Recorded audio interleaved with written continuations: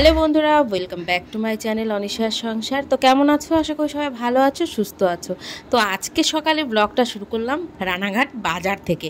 ভাবতে পারছো? হ্যাঁ, এখন তো চৈত্র মাস, তো সবার সামনেই হচ্ছে পয়লা বৈশাখ। তো সেই বাজারের জন্য সবাই খুব ব্যস্ত। তো দুদিন অন্তর অন্তর বাজারে আসতেই হচ্ছে। তো চলো আজকেও তোমাদের সাথে শেয়ার করছি কি কি কিনেছি। তো আমার বরমশাইয়ের তো একটা গেঞ্জি চয়েস করতে দেখো এতটা সময় লাগলো, যে আমি বলছিলাম যে মেয়ে মানুষদেরও এত টাইম লাগে না। তো যাই হোক, চলো ফাইনালি এটা পছন্দ হয়নি, পরে আর একটা নিয়েছি। তো বাড়ি গিয়ে সব কিছু তোমাদের সাথে শেয়ার করছি।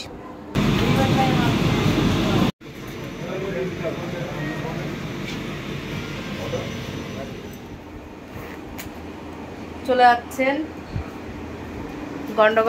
গন্ডগোল করার মাস্টার, চলে যাচ্ছেন। আমার তো এবার দিন কাটবে না, কি হবে? মুখ যদি গোমড়া করছে আর আসবো না। তো তুমি থাকবে না, মুখ তোমার এমনি অটোমেটিক গোমড়া হয়ে যাবে। না হবে না, আনন্দের মধ্যে থাকতে। ঝগড়াঝাটি না করলে খাবারও হজম হবে না। খাবা না তার, খাইও না তুমি, তাহলে খাবা না। তুমি যদি 2 1 4 5 দিন না খাই তাহলে কিছু হবে না। না, দুর্বল লাগে, ওরকম মনে হয়। আমার আর কষ্ট হয় না না, আসছি আমার না খায় মারে ফেলবে। তুমি বাজারে যাবা, একটু গন্ধ শুবা, কিছু করতে হবে। আসছি গো।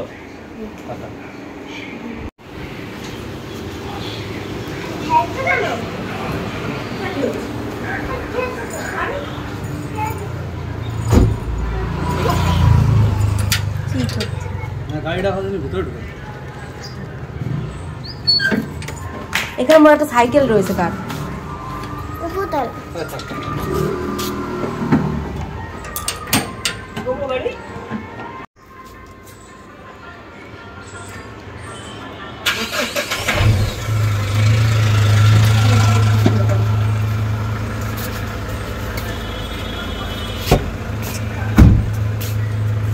ফ্যান ঠিক করে পাঠিও।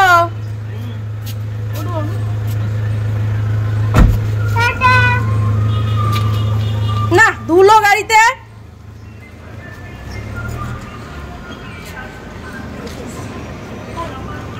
দুটোই পা ধুবি। আমি চটি পড়ে রয়েছি। হ্যাঁ, ওই জন্য তো পা ধুবি, ওই জন্য পা। স্নান কমপ্লিট। কি হলো? আমার দেবাঙ্কিতা, নীলাদ্রি সবারই স্নান কমপ্লিট। এখন খাওয়া দাওয়ার পালা। কি করছে বালিশ কাঁথা নিয়ে? এমা ওঠ দেবাঙ্কিতা, দেখি দেখি দেখি দেখি দেখি দেখি আমার বাচ্চাটা। আমি আর নীলাদ্রি খাচ্ছিলাম, দেবাঙ্কিতাকে খাইয়ে দিলাম, ও ঘরে গেল। আজকে তো নীল পুজোর আগের দিন, তো নিরামিষ খাচ্ছিলাম। ডাল আর কুঁদরি ভাজা, ডালের মধ্যে ছিল হয়েছে কি বলে চাল কুমড়ো ছিল। তো চলো খেয়ে নিই দুপুরে। Good evening. তো এখন সন্ধ্যাবেলার আর দুপুরবেলা খাওয়া দাওয়ার পরে তোমাদের সামনে এসেছিলাম, তারপরে আর আসা হয়নি, সময় হয়নি। তো যাই হোক, এখন যাব রান্নাঘরে রান্না করতে, আর চাও খাবো একটু। আর ছেলে মেয়েও বলছে ওদের খিদে পেয়েছে, এবার দেখা যাক কি কি একটু টিফিন করি। তো চলো আসছি।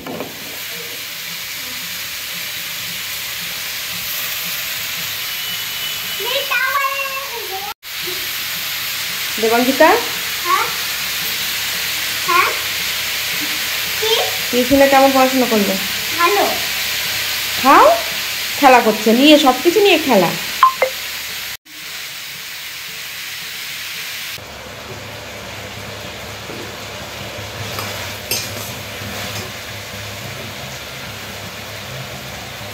এর মধ্যে বানিটা বলা বানিটা বলা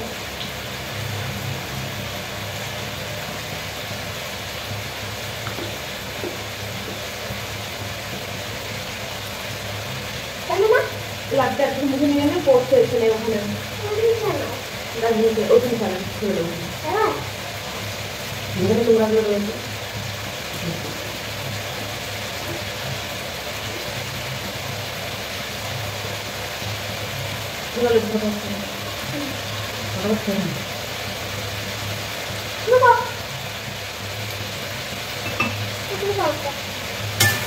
বড় বড় রেখে আমি তাও চা খাবেন না, পরে তুমি খেলাও দুটো আমার দেখা ঠিক আছে।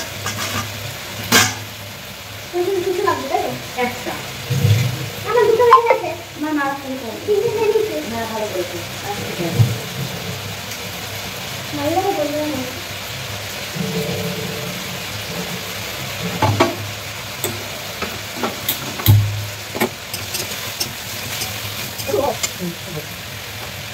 তো রাত্রে রান্না করতে চলে এসেছি।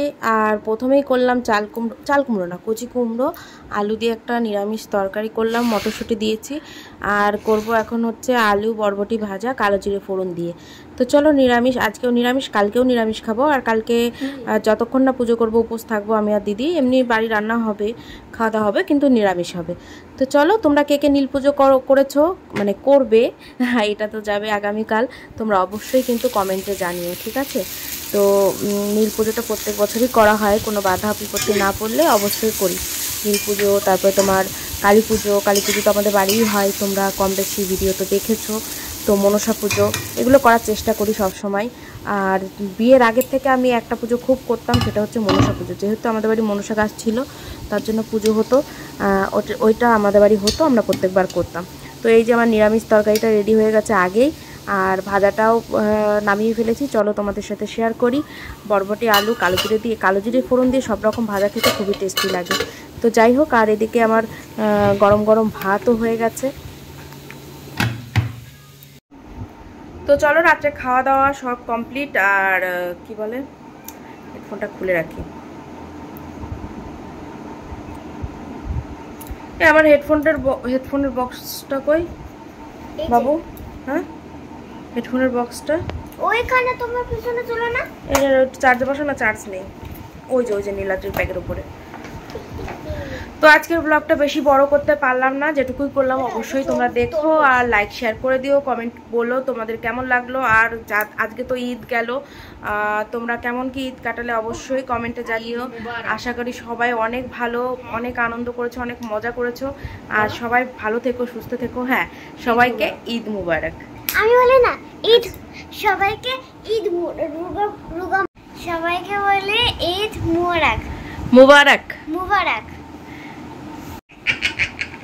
বলো, সবাইকে বলি কি বলো? ঈদ মুবারক। মুবারক আমি শিখে গেছি। বলো আরেকবার, ঈদ মুবারক। ঈদ মুবারক সবাই। তো শুনলে, আমাদের পরিবারের তরফ থেকে সবাইকে জানাই, মুসলিম ভাইদের বোনেদের সবাইকে জানাই ঈদ মুবারক। সবাই ভালো থাকবেন, সুস্থ থাকবেন, আর সবাই অনেক আনন্দ করেছো, মজা করেছো। তো আমার ব্লগটাও দেখো, আশা করি তোমাদের অনেক ভালো লাগবে। তো চলো, আজকের ব্লগটা এখানেই শেষ করছি। আবার চলে আসবো নতুন একটা ব্লগ নিয়ে। ততক্ষণ তোমরা আমার জন্য কিন্তু অপেক্ষা করো। আর চলো, টাটা।